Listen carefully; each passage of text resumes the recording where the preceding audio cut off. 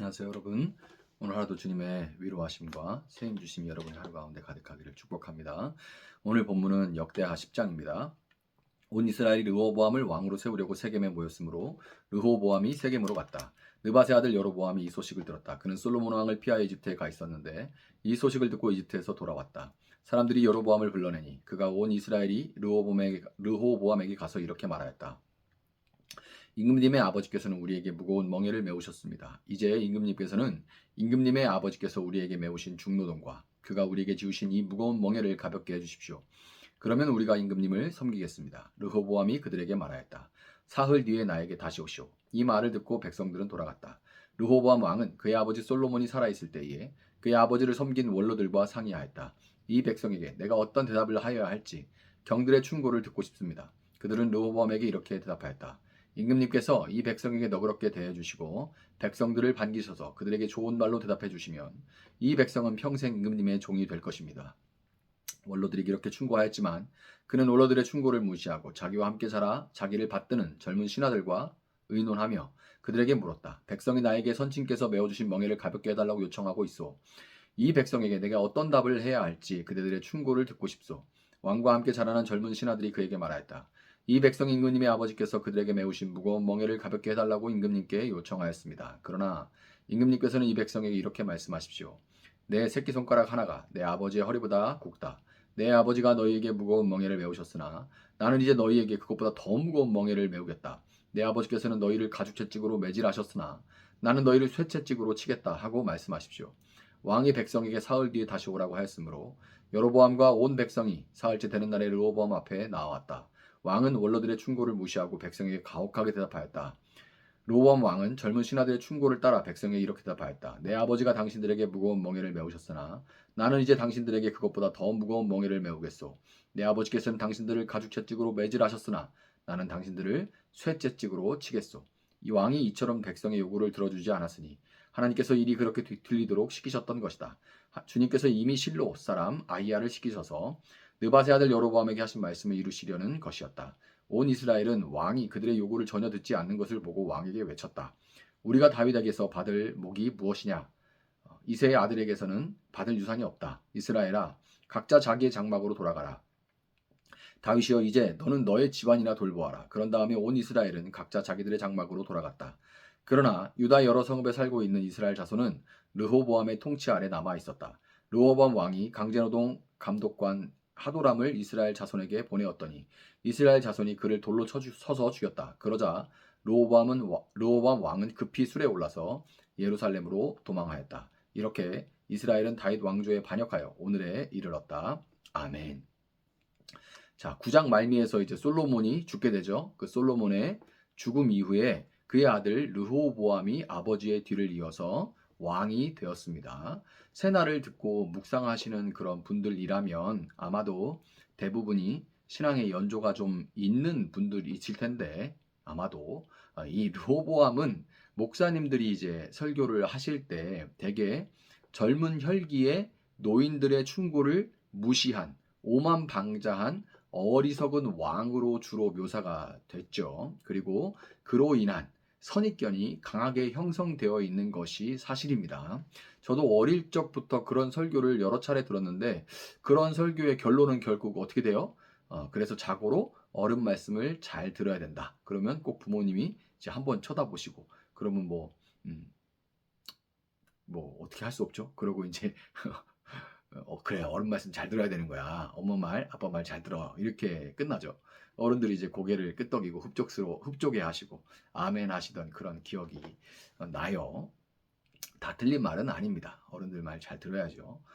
삶의 지혜에 있는 말씀들 잘 들어야 되는데 다 틀린 말은 아니지만 성경의 내용이 그렇게 단순하지만은 않습니다. 솔로몬은 많은 이방인 처첩을 두면서 노년에 들어서 그들로 인해서 우상 숭배의 길로 빠져들었고 그로 인해 하나님의 인애로 나라를 다스리지 못했습니다. 오히려 강제 노역과 과중한 세금으로 사회 정치적인 병폐가 나라 도처에 쌓여 있었어요. 그러니까 이제 다음 후임 때 보자 이런 분위기인 거죠. 이런 상황에 르호보암이 뒤를 이어 왕이 됐는데 그는 쉽게 생각하는 것처럼 세상 물정 모르는 천둥벌거숭이는 아니었습니다. 르호보암은 솔로몬과 마찬가지로 장자가 아니었어요. 장자가 아닌데 왕이 계승을 했다는 거 무슨 뜻이에요? 솔로몬이 수많은 아들 중에서 고르고 골라 선별한 그런 지혜로운 아들이었을 겁니다. 물론 솔로몬이 이 르호보암의 어머니를 특별히 뭐 총애했던 것도 있겠지만, 그러나 르호보암도 워낙 특출나게 그 많은 아들 중에서 군계 일학이니까 낭중지추 같이 이렇게 송곳처럼 툭 튀어나오는 그런 사람이니까 이제 왕으로 진작에 낙점이 됐겠죠. 그리고 왕에 오를 때 이 르호보암도 나이가 41살이었어요. 그러니까 작은 나이가 아닙니다. 그냥 혈기로만 막 노인들 다 무시하고 이렇게 하는 그런 사람이 아니에요.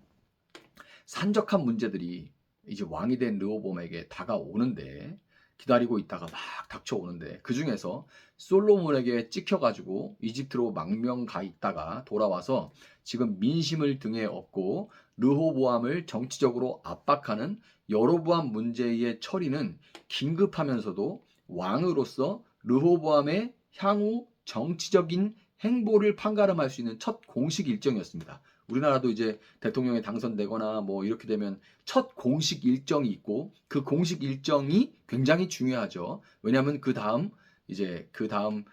통치할 때에 어떤 행보를 할지를 대충 예감할 수 있기 때문에, 그렇기 때문에 첫 공식 일정이 굉장히 중요한데요. 지금 이 여로보암 문제가 첫 공식 일정인 겁니다. 결론적으로 르호보암은 유화책을 써야 된다는 원로들의 말을 듣지 않고 함께 자라난 젊은 신하들의 말에 따라서 강경책을 뽑아 들었어요. 그 결과 왕국은 2대 10으로 10지파 2지파에서 북왕국 이스라엘과 남왕국 유다로 갈라지게 됩니다. 이 결정 하나로 이렇게 갈라지게 된 거죠. 르호보암이 강경책을 빼든 것에는 처음부터 첫 공식 일정부터 아버지의 신하였던 원로들에게 밀려가지고는 자신이 생각하고 계획했던 그 국정을 충분히 펼칠 수가 없다는 생각이 깔려 있었어요. 당연히 그렇겠죠. 또한 10절에 내 새끼손가락 하나가 내 아버지의 허리보다 굵다라는 표현을 볼 때, 그가 왕으로서 아버지 솔로몬에 대한 열등감과 함께 그만큼, 아니 더 아버지보다 더 잘해내야 한다는 부담감도 갖고 있었다는 것을 볼 수가 있죠. 솔로몬의 통치하에서 그는 아버지가 오래 다스렸잖아요. 그 다스리는 동안에 이제 아버지가 하시는 모습을 보고 여러 정책들과 결정들을 보면서 함께 자라난 젊은 신하들과 대개 고위 관료들의 자제들입니다. 지금 그 원로 신하들의 자제들이에요. 그 자제들과 함께 자라면서 아버지 시대의 그런 통치들을 보면서 부모 세대의 방식에 대해서 비판하면서 우리 시대가 펼쳐지면, 우리 시대가 오면 이렇게 하자, 저렇게 하자, 이런 것들은 바꾸자, 이런 얘기들을 막 나누면서 의기투합했던 국정 운영에 대한 기조와 방향이 있었어요. 이것 자체가 나쁜 게 아닙니다. 뭐 이런 걸 가지고 있는 게 나쁜 건가요? 그리고 그 나쁘지 않다는 것을 역대기 기자 역시 르호보암을 대단히 부정적으로 묘사하고 있는 열왕기와는 다르게 그의 이런 결정 자체, 이런 국정 기조에 대한 이런 결정 자체를 문제 삼지 않습니다. 어쨌거나 저쨌거나 역대기 기자의 관점에서 다윗과 솔로몬의 시대는 온전했고, 하나님이 다윗의 자손에게만 허락하신 왕조, 그 왕조를 흔들고 깨뜨린 것은 여로보암이에요.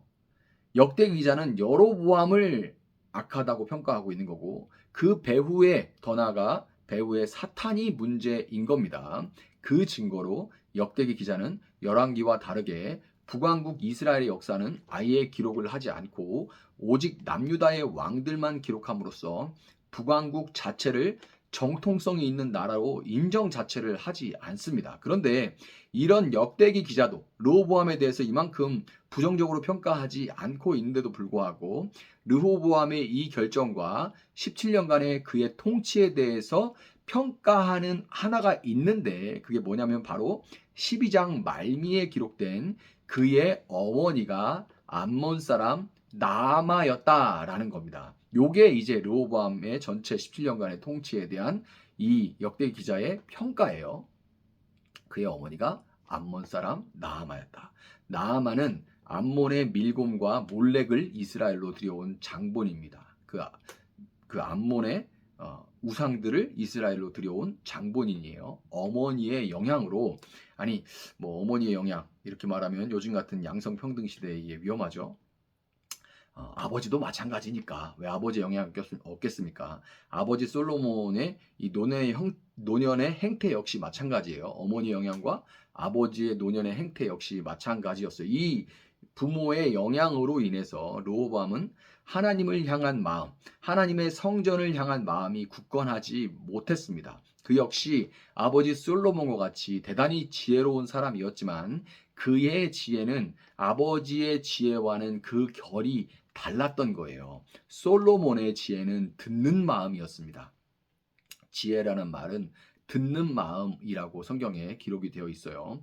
그는 사람들의 마음의 소리를 듣고자 했죠. 솔로몬의 재판으로 알려진 이 한 아이를 갖고 다투는 여인들 앞에서 그가 진짜 어머니의 마음의 소리를 들었던 것이 대표적입니다. 그것이 참 지혜이죠. 그 마음의 소리를 들을 수 있도록 다른 사람 듣지 못하는 것을 들을 수 있는 그 능력, 그것이 솔로몬의 지혜였죠. 그리고 그는 그 가운데 바른 길로 갈 수 있도록 성전에서 하나님 앞에 듣고자 했습니다. 하나님 앞에서 하나님으로부터 듣고자 했어요. 이것이 참 지혜죠. 그런데 르호보암은 역시나 참으로 똑똑한 사람이었음에도 불구하고 사람들의 소리를 듣고 세태를 파악하는 힘이 부족했는데요. 그것은 그가 성전에서 하나님 앞에 먼저 하나님 앞에 듣고자 하지 않았기 때문에 그래요. 자기 생각으로만 가득 차 있으니까 다른 사람의 생각이 들려지지 않는 거죠.